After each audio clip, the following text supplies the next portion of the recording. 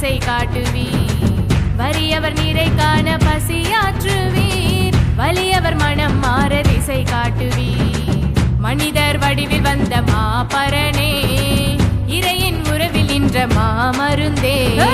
மனிதர் வடிவில் வந்த மாபரனே, இறையின் உறவில் நின்ற மாமருந்தே.